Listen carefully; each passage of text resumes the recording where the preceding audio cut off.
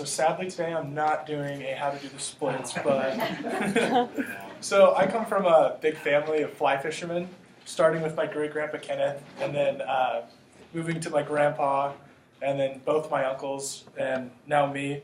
I've been doing it for 4 years now, and would just like to explain to you some of the basics behind behind how to cast a fly rod, basic tying, basic knots used, and how to read a river.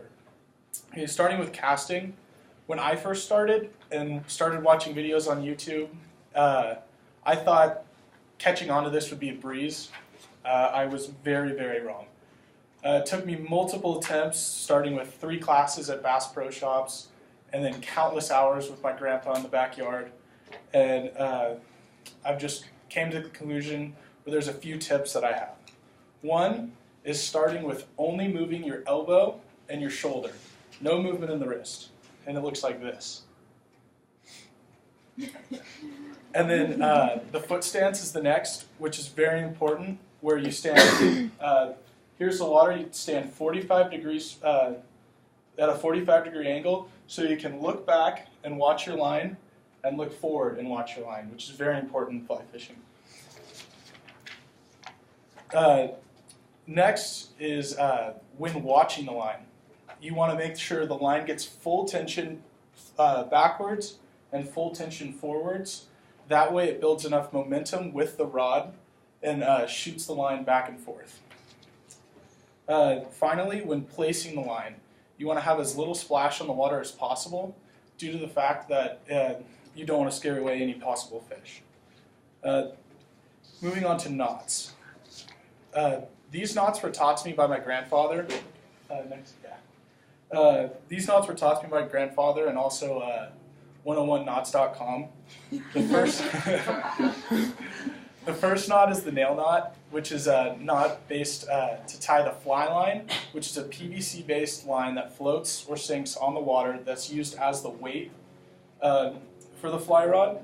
It's made from PVC so that when you tie the tippet, which is a stretchy, like just normal fishing line type material, when you tie it onto the fly line, it creates a tight bond because the PVC can compress, and there's no way of getting that off.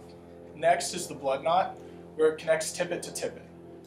This is used by wrapping both. You get 2 separate pieces of tippet, usually 12 to 18 inches, and you wrap them simultaneously together, and then kind of just do like a normal overhand knot together and pull it tight.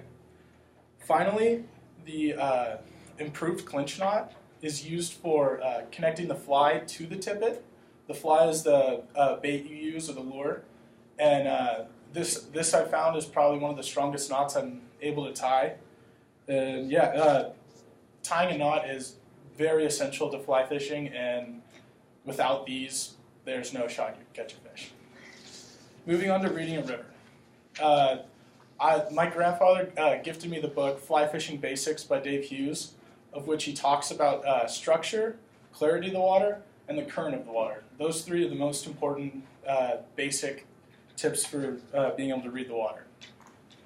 Starting with structures, on the example there, that is called an eddy, where a boulder has found itself in the middle of the water, where the current pushes around and creates a pocket of where there's no current, and that's where the predatory fish that you're looking for tend to live and hunt.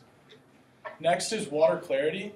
This has to do with what type of fly you're using, such as when the water is muddy or murky, you'd use a more vibrant lure to try to attract the fish, or even there's rattles attached to some of the flies. And then finally, current of the water. The current has to do with how fast you pull in the fly itself. When fast-moving water, you don't want it to sit because it'll go super far downstream, and there's no shot of getting it back. And then when there's slow-moving water, you want a slower retrieval because those fish tend to stay near the top and want to bite at whatever drags over themselves.